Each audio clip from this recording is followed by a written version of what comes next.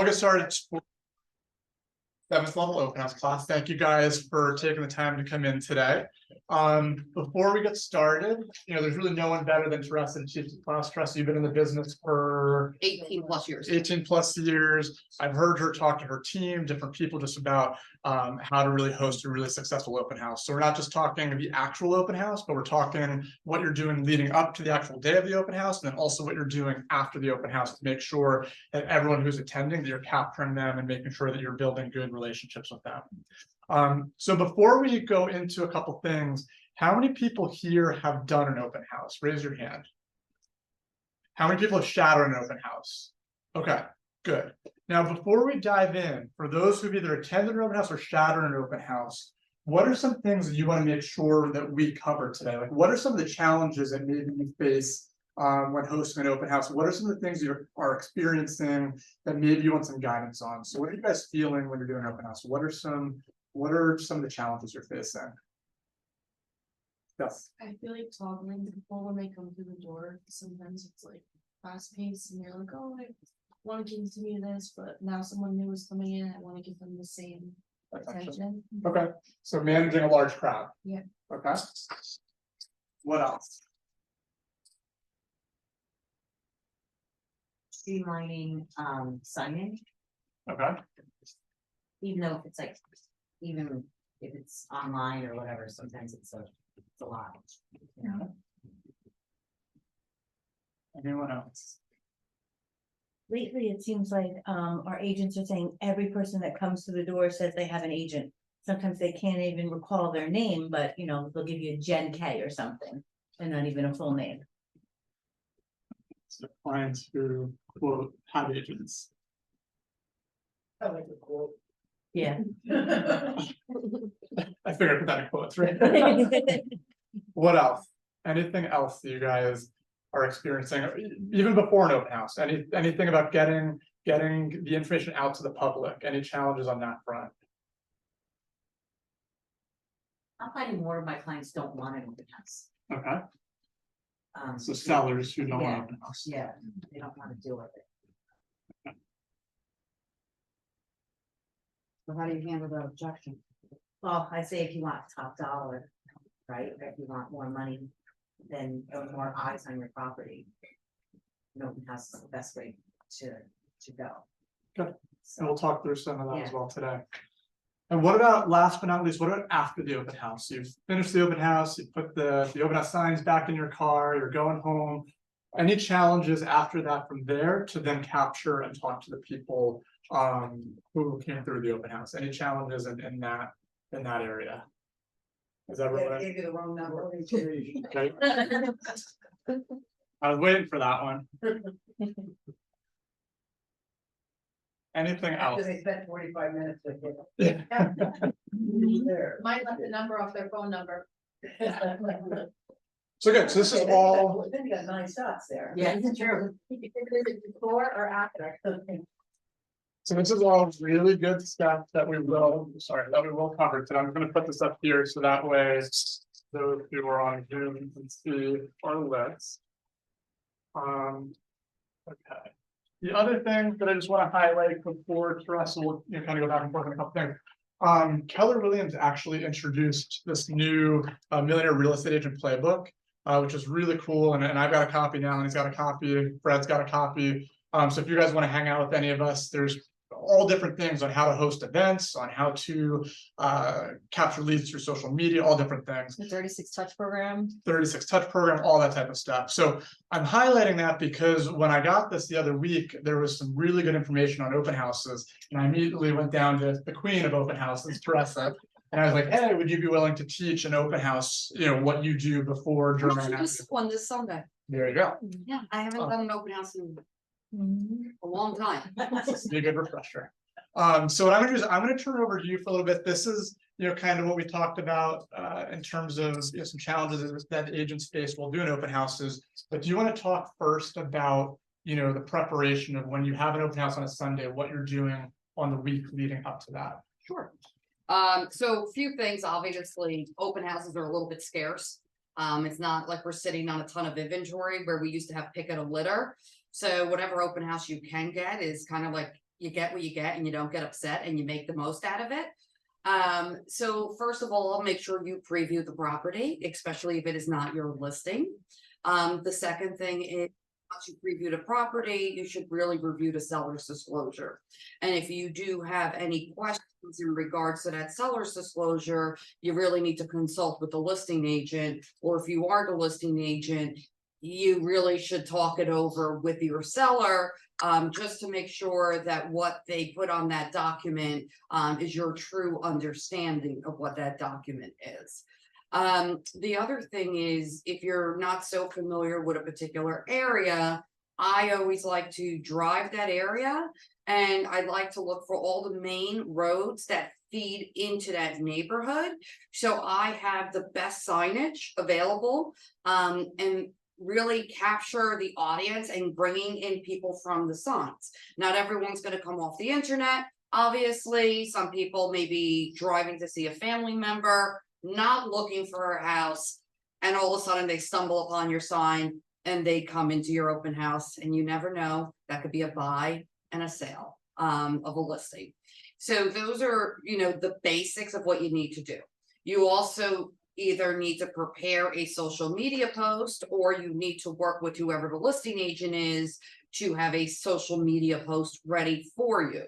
And in that post, you definitely want to create a Facebook event, right? You want to create a Facebook event, hosting this open house, letting people know, what is going on.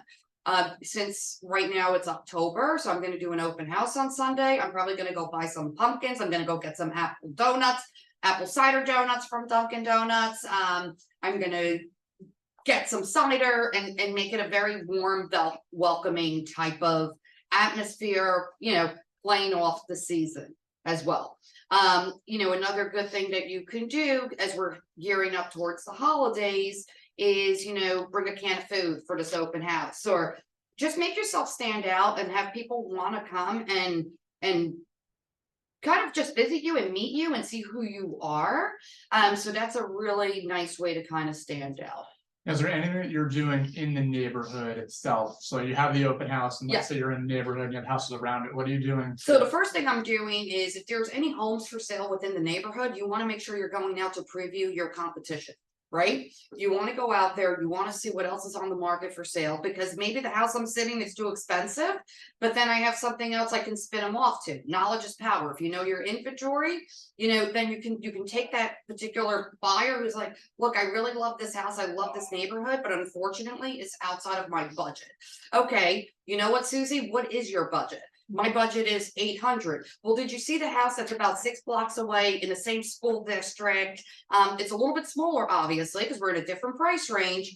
Would you like me to set up, a showing? I'm available after the open house. Why don't we say 5 o'clock? Close on that appointment, right? Try to schedule the appointment, try to close on the appointment. Now, for the agents who say that people come in and they all have an agent, if you can turn around and show that consumer, right, knowledge of the neighborhood, knowledge of the inventory, knowledge and understanding of what's going on out there, I guarantee you that so-called agent is no longer their agent. You're going to get that phone call and they're going to say, you know what, Judy, we really want to move into this particular section. So we really feel that you were knowledgeable about it. Would you work with us? Boom, you just close that deal. So you really have to, the way I look at an open house, it is your storefront, right? It is my store today, and this is what I'm going to sell. And if I don't have your size, I'm going to find something that's in your size to make it fit. And that's really the best way for you to think. Obviously you want to sell the house you're sitting, right? You have 15 people, you can only sell it to one person. What are you going to do with the other 14? Drop them? No. Make sure you find something that fits them and try to cater them into that goal and push them into that. So Now, do you, so that's great information. In terms of, other houses in the area? Are you door knocking? Are you doing anything to get awareness for the neighbors? Well, it really depends on the neighborhood, right? So on certain neighborhoods, absolutely, you can door knock, you can make a flyer, we've done that before. And we kind of line, 3-4 block radius, hey, just want to let you know, we're putting this house on the market. You may have seen it as a coming soon, we're gonna be hosting an open house this Sunday. I invite you to come preview it and to come meet me, And, short, simple and sweet. and one thing to be aware on that is, has anyone used Tobias Title, the marketing department, for flyers? Yes. Okay, so for those of you who haven't used them, I forget the marketing email off the top of my head, but if you send an email to the Tobias Title Marketing Department on the Monday or Tuesday before the open house, they will print flyers for you and they're complimentary. That'll be here delivered on Fridays. So it's a quick turnaround on that front. Great. So you talked a lot about when you're previewing the area for signage. Mhm. What type of things are you looking at in a neighborhood? Or like, okay, this is where I want to put a sign, right? And how many signs are you putting out? So there's a new listing coming up on Hubbardton this week, right? It's gonna be 1,165,000. So I know Hubbardton is fed off of 3 main drags, right? One of them being Black Oak, one of them being Webster, which is a main artery that feeds through the entire neighborhood. And what feeds to Webster is Ratzer, which is another huge main road. So I like to have 2 on the corner of Ratzer, 3 leading up Webster to go to Hubbardton, and then I'm gonna have 2 coming in. But since there's a school and there's probably gonna be some kind of school activity, I'm gonna hit the one on Kiwanis too and Webster. So now I'm not gonna miss a single avenue of where these people are gonna come in to meet, greet, and buy. Love it. Love it. Anyone have any questions on that? Another yeah. thing is, something else that's really good to do is if you go on Garden State MLS, right, and you open up the listing and you open up the word map, right? You sit there, you can kind of enlarge it, and when other people are sitting my open house and I know they're not as knowledgeable, I actually print the map, I put a little X and I highlight it on every corner they need to go on. Love that. Ashley, I saw you have a question. What do you do, like, if like a town has a limit on like signs? So you have to abide by the limit. Do you do anything like in place of it to make up for like the fact that you can't put out signs? There's not much you can do. Okay. Like Clifton, you can't put out signs. An hour right before the open house, right in front of the house, that's it. That's technically the rule. Otherwise, you're gonna find them in the back of the dumpster at town hall. Packanack Lake, you cannot put any signs on Packanack property. You put it on Packanack property, you're dumpster diving after your open house, and it's happened. It's not a good thing. No, it's not fun. Where do you find that information out if you can or cannot put the signs there? I mean, if it's an HOA, you need to call, Okay. or otherwise go on the town ordinances and Okay. for sale. I've called the town too. Yeah. Old Town. That email is marketing@FTNJ Foundation Title New Jersey.com. Okay, thank you. Thank you. Good. So is there any other questions on the lead up to the actual open house before we actually shift gears to the actual the event itself? Okay, so now let's shift gears. So when we are actually the day of, it's Sunday, if we're doing the open house, what are some of the things that you do? Like, do you have other people there with you? Do you host it on your own? When we look at managing, a large crowd, streamlining the sign in, what does that So look like? there's a few things you can do. Number one, try to sit with another agent, right? You can figure out how you want to split the leads, whether you take one, they take one, or whatever comes in, you guys work it together, funnel it and make it happen, right? Even though you're each taking one, but whatever comes in, ultimately you will work together. Get a lender. We have 4 lenders in our office that we work with that sponsor us. Call them up and say, look, I know I'm gonna have a very busy open house. I would appreciate it. It'll give us both an opportunity for you to meet and greet and to help me during this very busy open house that we anticipate having. So 2 people plus a lender, you should be able to cover it. Especially like on a house that I'm doing with the basement, it's about 6,000 square feet. I am good. I am not that good. Okay, I can't run those stairs up, down, and all around. Have a conversation, build a rapport, answer the door, sign them in. It's just impossible. So one of the things that I always like to do also, let's go back to the golden days, right? We used to put a sign on the door. Thank you for coming to my open house. I'm assisting the other, please ring the bell. If I don't answer, I'm assisting another client and we'll be right with you. Boom. Let the line build. Anticipation builds when the line builds, right? So now it's like something, and if the people walk off the line, that's okay. Let them go. You know what? They weren't a serious buyer to begin with. Because if I need to buy a house and I want this house, I'm going to wait. I will camp out at the house. Well, have you never gone to an open house and it starts at 1 at 12:30? You already have people lined up, Yes, right? yeah. Because those are real buyers. It's like when it's snowing or raining, you really know who are the people who really want to stand out in the rain.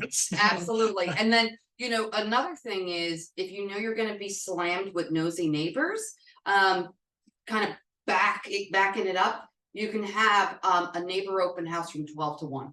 I've never heard of that, but I like that idea. Yeah. Good. So this way you're not wasting your time on looky-loos. You're really working the leads and allowing the looky-loos to come in an hour before. I like that, and I made printouts of this, but in this person who wrote the 7th level open house says to host a neighborhood preview the night before or the hour before, just for the neighbors, so that's a great idea there. I did that years ago in Livingston, and the agent actually had like a little tray of finger sandwiches for the neighbors, and half of them didn't even know each other. So it turned out being a really nice thing for the neighbors, and the agent told me she got 2 other listings That's from great. it, yeah. I like that. So one question I have for you is, so when you're touring the open house, when someone comes in, you're showing us, what are you doing to ultimately sell the house versus just touring and being a tour guide? Because I think that's a very, Okay, so you need to ask questions, right? So that's the most important thing. So let's say I'm sitting myself with another agent plus a lender. So the first ding dong is going to be me, right? So now that other agent is going to kind of listen and learn. The lender is really there when we're both with clients to jump in, answer that door, and then start the sign-in process. So process number 1, ding dong, I'm gonna open the door. I'm gonna say, hi, welcome to Hubbardton. My name is Teresa. I am the listing agent on this property. Come on in. So what brings you here today? Right? Let's find out why they came. Well, I'm a neighbor. Okay. So no, I know they're a neighbor. I want to build a rapport, but yet I don't want to waste 20 minutes on them, right? Because now the line's getting backed up. So I'm going to say to them, oh, so you missed our initial invite from 12 to 1 today. I'm going to quickly take you through because this home is going to have a new neighbor soon. So any questions you have, I'm going to take you through. So that's like 1. Let's say it's a buyer. So what takes you here today? Well, we're looking to move into the neighborhood. We have friends up the street. Excellent. Which street do your friends live on? Right? Just kind of start, I may know them. You never know. I may have sold them their home, right? Like just kind of be a little witty over there and confident. So let me tell you a little bit about this home. It's 4,800 square feet, plus we have an 1,800 square foot basement. It's almost on 3/4 of an acre. We have an in-ground gunite heated pool. The price is, $1,165,000, and the taxes are $23K. So we offer 4 bedrooms, 4.5 bathrooms, in addition to, the fabulous backyard. So as we're walking through, we're going to talk, right? I'm having this conversation with them. So when I'm greeting them, I'm bringing them into the foyer. Before I'm taking the first client through, I already in my brain worked out how I'm going to loop this house, right? I'm going to start in the expansive dining room. I'm going to take them to the great room. I'm going to showcase the kitchen. I'm going to go down the wing. I'm going to come back through the living room, back from the foyer and up those stairs, right? Because now I have a whole entire roundabout system of how I'm going to do it so I don't screw up. And the first thing I'm not going to ask them is to sign in because I want to kind of build a rapport with them, right? I want them to like me. And once I hit the kitchen, which is like 4 rooms later, I'm going to say, oh, Susie, can I kindly ask you to sign in? And just, get their information. Are you working with an agent? Well, kind of. Okay. What are you looking for in an agent, Susie? What's important to you? How can I help you? I'm from this town. I work this town. I know this town pretty much better than anyone else. Right. And just, build that kind of level of confidence. Well, we're not sure yet if we want to move. So what's your hesitation? Because you're obviously here today. So you're thinking about moving. Right. well, this home is a little bit out of my budget. Great, that's okay. We have other properties that we can offer you. And we also have a list of off-market properties that might fit your criteria. So let me just reiterate, is this the best phone number for you? 973-650-1234? No, actually, it's 123, whatever. Sometimes even you say the wrong number, right? So then they'll correct you. And I just want to confirm I can read your handwriting. Is this your email address? Great. Okay, perfect. Check, boom. Now I know I make a quick little note, next to it, and I keep rolling. And now I do it at the end. You know what, Susie? Thank you so much for coming in today. I will be in touch with you. I know this home wasn't for you, but I'll find the right home for you. Done. Next person comes in, right? So now myself, the other agent, are both with consumers. Third person rings that doorbell. The lender is going to answer the door. Hi, my name is, Mark Casamasina from NJ Lenders. I'm, the partner lender for Keller Williams Prosperity. Both agents right now are assisting other clients, but I'm gonna invite you in because I don't want to keep you outside. It's a little chilly, and I'm gonna ask you to sign in, and then I'm gonna have one of the agents give you a tour. Then Mark can do his spiel, right? On have you been qualified? Do you know about our programs that we offer? So now he can build and foster that relationship with the next consumer that comes in. Then whoever's done first, we'll grab. Well, we don't go 1, 1, 1, 1. What we do is 1, 1, 2, 2. It doesn't matter. As long as the clients are serviced and we're keeping on rolling them down, at the end, it all equates to the same leads. Are you going to sit there and say, well, that's my client, when you have somebody hot to trot who may want to make an offer that's spending 45 minutes in the house? No. Now, buyer comes in and says, hey, look, I got an agent, blah, blah, blah. If they're very straight and you know who that agent is that they're working with, get them in and get them out. If you see they're there for 15, 20 minutes and you have a line banging up at that door, you're going to politely say, you know what, Susie, thank you so much for visiting today. I need to let the next clients in. I know you're interested in this home. I suggest you call your agent and schedule a private tour. You can take all the time that you need in visiting this home. You know what? Nothing wrong with that. You gave her 10, 15 minutes. You got to get that line going. That's good. Yes, Jackie. What if they they're like, well, we're already here, like, can we just stay? And then you're like, oh, like, you let them wander the house? No. or- No, people live in a house, right? Do you want me wandering in your home? Do you want me to open up your panty drawer? You want me to open up your jewelry box? You're Nah, gonna clean it, no. right? All I'm saying to you, that's what people do. Because you don't know who is a real buyer and who's a thief, okay? So that person's trying to distract you. Mhm. I'm not letting that person roam. You will never be out of my sight. And if you're like, well, I just want to do my own thing, I am sorry, this home is occupied. We are not allowed to have you walk around the home alone. So we have other people that we need to service. We want to give everyone an equal opportunity to preview this property. If you want, I am happy to wait for you after the open house and spend as much time as you want here. Alright. That's how you're going to do it. You're remember, you're the boss, not them. You're the one hosting this. You're running the show. If they don't want to ride and play in your sandbox, then get out. That's it. You know what? We have too many issues where something happens and then someone comes back and you know what? The finger is pointed at you. Alicia. What if they're with the agent and wanna just walk around? That's fine, as long as they're accompanied with an agent. So now let's talk about a line, right? So a lot of times I might be inundated. It's me, it's another agent. We have a third person in there with the lender. Okay, there's a line outside the door. I happen to recognize 1, 2, 3, 4, 5 agents. I'm going to turn around and say, you know what, Alicia, come on in. I know you're with your buyers. I'm going to have you walk with your buyers and preview the property. Boom. And I'm going to get you off the line. Once you walk out or the next buyer walks out, I'm going to take a buyer. I'm going to let the next agent in. You never want more than 4 people at a house, right? So it's me, another person, a lender, kind of like massaging that third buyer and the agent. After that, it's too many people. It's chaos. You cannot keep control. You have to have control at all times. Tim, did I see your hand? Yeah, no, to Teresa's point, what I've done with people that were agents, buyers there with their agents, I did give them the courtesy, other than the other agents didn't show up toward the house with their buyers. Did it aggravate some people? It did, but that's just, I give them the courtesy, as Teresa said, if she knows the agent.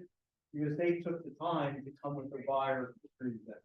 And the other thing is, some of these agents schedule showings elsewhere, right? And I've done it where I've, made an appointment. I know it's the open house, but this is why I don't open my personal showings on the day of the open house. And I just think it's mayhem, So right? first show, so if you list something on Tuesday, your first showings would be at the open house, like, No. you would, okay. No, because number one, I'm bombarding whatever agents are sitting there or myself. And then the second part is it's complete mayhem and you're gonna really piss people off. I myself have been, I'm like, are you kidding me? You think I'm gonna sit here and wait? You know what I do? I just walk down the driveway, go in the back door. I don't really care. I'm here and hear me roar. If you hold the open house until Sunday, your seller then loses all day Saturday that they could have had 30 showings. So. And then those it's not 30 showings necessarily become in the seller's Sunday. Best interest. No, I it's agree not. with that. It's because you know what? You're just throwing chaos out Mhm. there. Would you say it would depend on the Especially- market at all? Like right now, there's a lot of demand, obviously, with Right. low inventory, but if inventory wasn't as low, would you still feel the same way? Because all I'm doing then on that Sunday is babysitting everyone else's client. I'm trying to eliminate that. I'm trying to set a sense of urgency for the agent to bring their customer, not for them to send me their customer. So you'll have an open house on, so you'll have an open house on Sunday, Mhm. but you have showings available on Saturday. Is that what you're saying? Showings will become available for this particular home on Friday. We usually Okay. start Friday too. Okay, but then, because some So it's people, Friday, Saturday, Sunday's the open house. Hopefully by Tuesday, we bang it out. Yeah, We shut it down. okay, got it. Any other questions on that aspect of it? Is there anything else the day of the open house as you're, so you're capturing sign-ins, we've talked about that, you've handled, when there's large crowds, how you're handling that? Before I go to my open house, I retrace my signs, the steps to my signs, to make sure nobody moved them. Ah, But I'm OCD, so when do you put your signs out? early in the morning, Okay. first thing in the morning, you'll probably see me there at like 6:37. Oh. I never forget, my client comes out in her shower cap and like house coat. What are you doing here, Teresa? I'm like, I said, "You clean out my open house signs." Oh, okay, honey. So cute. I'll never forget the house coat. I was like, whoa. Stay inside, honey. But okay, so now we went through, getting the people in, doing it. So now it's, time to kind of shut it down, right? We're getting ready to close. Don't shut the lights off at 3:45. 4 o'clock, you start shutting the lights off. I actually sold a house to somebody. All the lights were off. I was walking out of the house and they pulled up. They actually bought it. Mm. So, you know what? Do what you gotta do. Now, once the event's over, so you've done the open house, you finished it, what does your follow-up look like? So, because I think fortune is in the follow-up, so it's what happens after the event to make sure that you capture, if you have 20 people show up, what does that look like? So you can, create a text and copy and paste, copy and paste, copy and paste, copy and paste, and just go straight down your 20 people and just change the name, Hi Judy, hi Susie, hi Lindsay, hi blah, blah, blah, blah, blah, blah, blah, blah. Thank you so much for visiting my open house. And if there was somebody that you really clicked with, and you're not only gonna put like, thank you for visiting my open house today, at the street, and it was a pleasure to meet you. If somebody that you really clicked it off with, you know what, I'm gonna be sending you properties tomorrow, more in line with what you're looking for. You can turn around and say, I understand you had a house to sell. Would you like to set up an appointment for me to come by and take a look at your home as well? You can tailor it to that person, but you can have the generic one and then just kind of tailor the bottoms.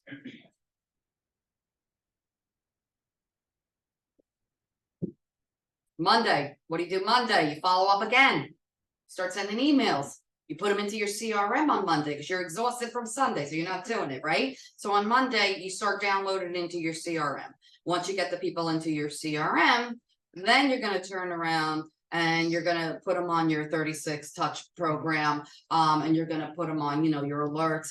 You wanna stalk somebody, I know this is kind of weird, but you can go to your Facebook page. I don't want any more friends, but you can definitely go to Facebook and add friends.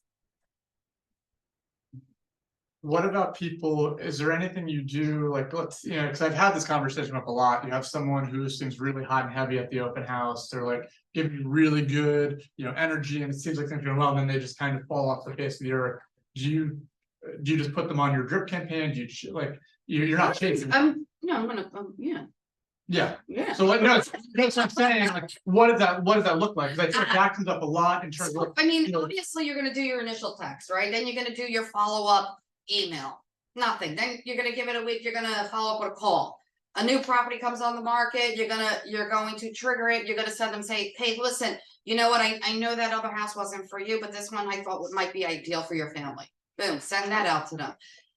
If you're using a great CRM, you can turn around, you can see who's opening your emails, right? Are they avoiding you, or are they just not looking, right? So you can kind of see which way it goes. any questions on, oh yeah, go ahead. I may have missed this, but on your sign-in sheets, are you still using sign-in sheets or using some type of technology? I can go either way, right? Depending on, so I always like to, so this is what I do. So I don't muddy up my CRM because it takes way too much time to clean it. So I typically, I have a picture frame, and I can put the QR code where people can just sign in, boop, boop, and put their information, feeds right into my CRM. So it saves me one step. I have a sign-in sheet as well, and I have a little tent card that says, if you have an agent, please sign in here. Right? Because I don't want to put those people directly into my CRM because, I know they're working with Judy, or I know they're working with Kat. Like, why would I put them in my CRM? Right? It's kind of stupid. So then I'm putting those aside. Not that I'm not looking at them, but I'm also not exactly just funneling them through. The other thing is sometimes technology fails. So be prepared to have, I have an open house book, right? And I write the name of, the name of the house I'm going to be sitting, the date, and then I have people sign in my book. I don't do it on sheets of paper because I lose paper, right? So at least if I have an open house book, it's pretty hard for me to lose, number one. And then my sign-in sheets are really for people who have the agent. And I'll also have the QR code. So if they want to use that because they're tech savvy, bang. Now that QR code will alert me, bing, that they went through. If by the time I'm done with that tour, it didn't come through and I can check it, I'm going to turn around and say, look, we're having a little bit of malfunction with technology here. Do you mind just signing in? Because I want to be able to keep in touch with you. See, Sal was just asking what CRM you're using. Follow-up boss. Are there any other questions? Just else. Any other We questions? will also tell you if we gave you a bad email, well, it was, And a bad phone number. and a bad phone number, yeah. Does command do that yet or no? Not sure. I mean, Kevin? Not yet. It does not, Not yet. not yet. Okay, They are working. on it. Yeah. they are. Any other questions on the follow-up plans? From an open house perspective. What about Teresa? And we might have touched on this a little bit in the beginning, but just to hammer home, if there's sellers who don't want an open house, to Colleen's question, how would you handle it? The people that I'm actually doing the open house for this weekend, we're kind of hesitant. The wife was very hesitant. The husband told her to simmer down. And I explained to them, I said, listen, it's not going to be myself. It's going to be myself with two other, I said, I don't even sit open houses anymore. I said, but for your particular home and because of my relationship with you, I'm going to actually jump in and sit your open house. I said, because there's no one who knows this house better than me. I've been working with you for over 3 years. So I knew this house inside out, but, also to kind of like ease them, reassure them that it was going to be controlled and I was going to be there to kind of manage the whole entire experience. And I said, the difference could be is somebody coming in from New York visiting, somebody coming in, from anywhere, just kind of stumbles upon your house. Actually, I sold another one with Francis like that years ago. Kind of stumbles in and you get your buyer, and that's really your best pick, right? That didn't see it online or missed it or whatever for whatever reason. Like, I hope everyone can feel the passion you have about hosting open houses. So what is your favorite? So what is your favorite part about open? Because I can tell you love them. So what is it that you love the most about them? It makes me shine. Mhm. It's my personality. And the outcomes are great too, because I know a lot of people who have started their business based on open houses. I did. Yeah, I did. I got my first listing and sale. My first listing in Wayne on my first listing in Bloomingdale on Reeve, right? And I sold them a brand new construction house. This is going way back with Tony Ellis. Now you know how back this is going. On Magnolia. So that was my first open house. I don't remember what my open house was, but I do remember the people. yeah, sounds fair. And I still keep in touch with them. Any other questions you guys have for Teresa on how she hosts an open house, what she does before or after the open house? Anyone out there want to share something with Teresa? Anything that you guys are doing who have hosted an open house before? Anything that you guys are doing that's worked really well?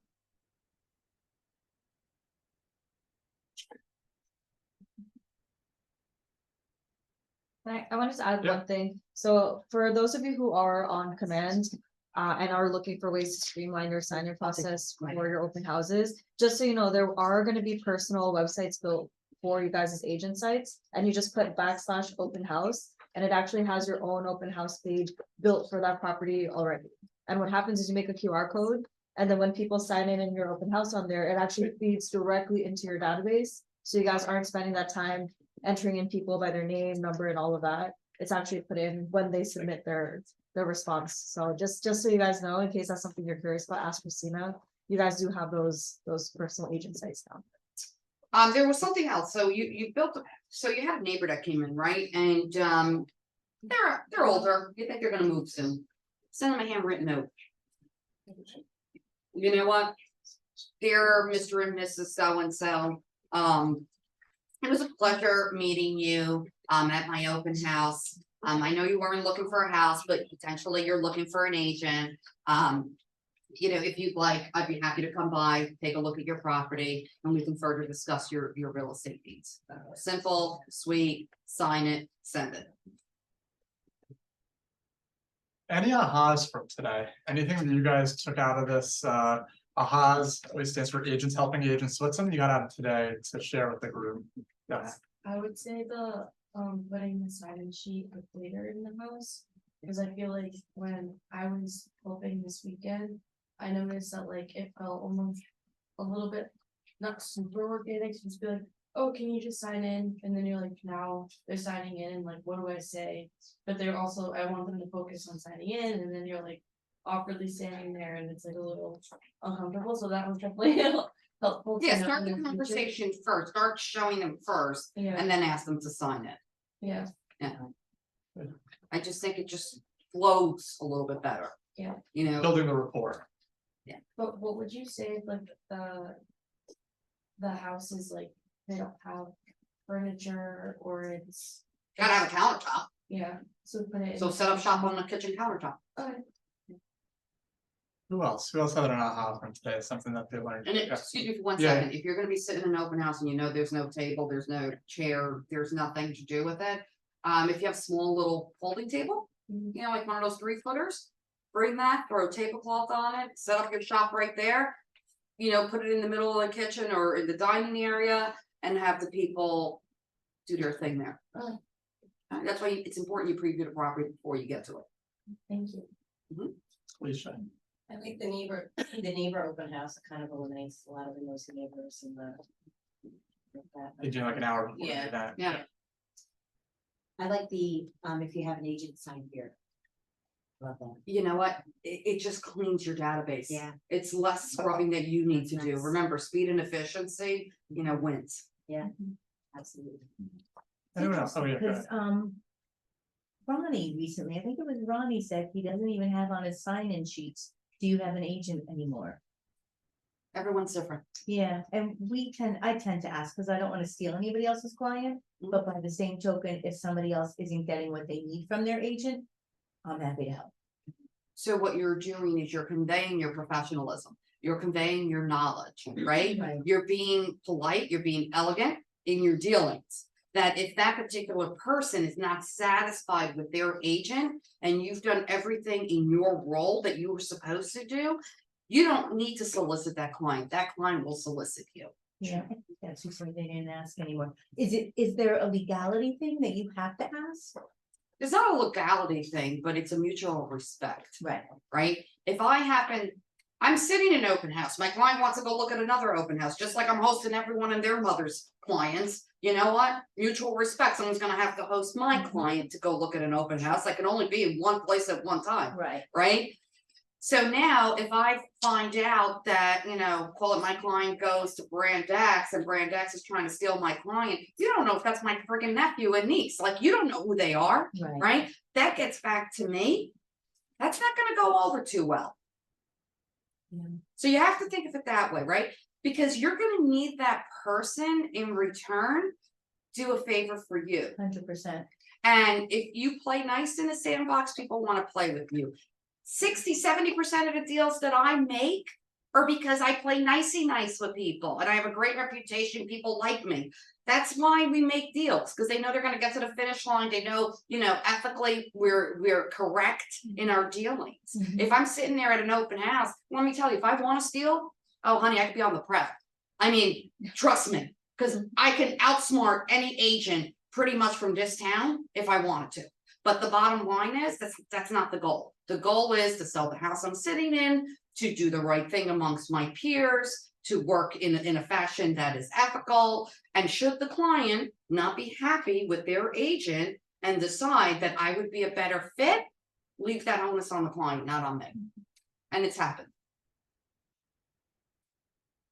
Yeah. I also like because I've been hearing, when you listen to different podcasts, whatever, don't start showings until your open house, right? So I like that, the agents then they'll say, you know what, we better get in there before the open house, because if we get a really good deal, sometimes they want to shut the. Well, you know what? Think of it this way, Colleen, do you wanna sit on a line for the open house? For 2 hours? Yeah. Look, there were places, especially during COVID or, slightly after COVID, that did not open doors till the open house, right? I would tell my client the open house is at 12, I will be there at 11:15, hanging out, waiting for you. I would sit there with my coffee Yeah. and just sit online, twiddling my thumbs, cursing the agent out. And with a smile.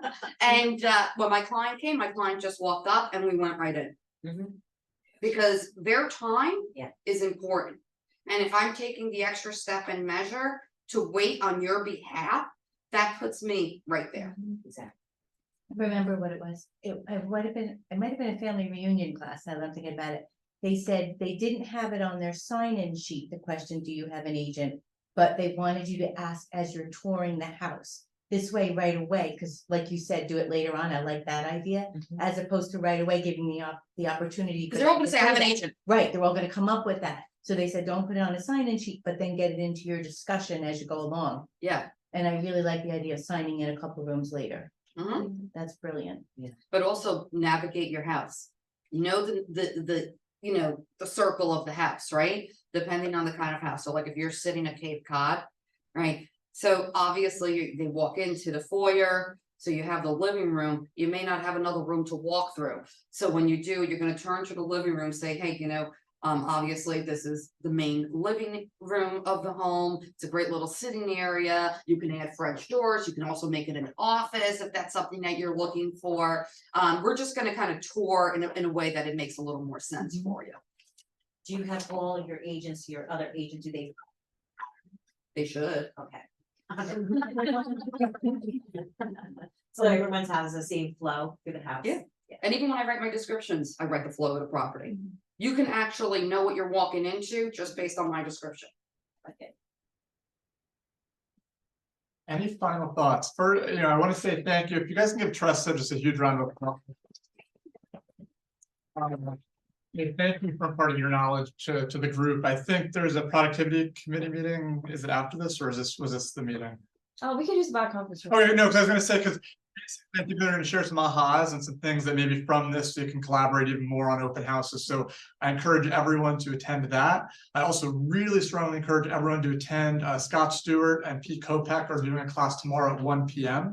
It's on goal setting and 411, and this is the time of year to do that as we're getting into the latter stages of 2023, and all the things we're doing today are really going to show up in the first quarter of next year. So I highly encourage you to attend that. So that's tomorrow at 1 o'clock here in the training room. Did we hit everything on there?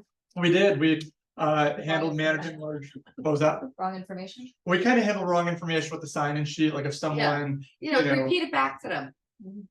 but we handled sellers who don't want an open house, clients who quote unquote have an agent, and streamlining the sign-in. So we pretty much, does everyone feel like we touched everything that we wanted to set up here? Yes. One trick for the wrong information that I found is like, if I have, let's say, like floor plans or like the seller's disclosure. I'll let people know, hey, like, we're gonna email a copy of that out after the open house. And at least that way it usually gets people to give you the correct email. Smart, You hold some sort of information back that they would want. You can have your marketing pieces and all that, but hold something back and let people know. That's gonna get emailed out after the open house, usually gets you the correct info. To Scott's point, what I'll do is similar to that. I'll say, well, look, if you have some interest, have some of disclosure. Or if you give me your cell phone number, I'll text it to you right now. That's great. Then I know that it went through. I have the file saved in notes, so. I like that. Okay, right. Well, good. Well, today we covered what to do leading up to the open house, how to actually host the open house, and then what we do after the open house. I passed out some handouts, which kind of covers, these are what other agents across the country do. That was in the MRA playbook. It did align very much with what Teresa does. So feel free to keep, obviously, this handout to reference back to what we covered today. But again, thank you guys for taking the time to come in today, hang out for the productivity committee meeting after this to really kind of debrief this even a little bit more. And again, thank you, Teresa, for your time.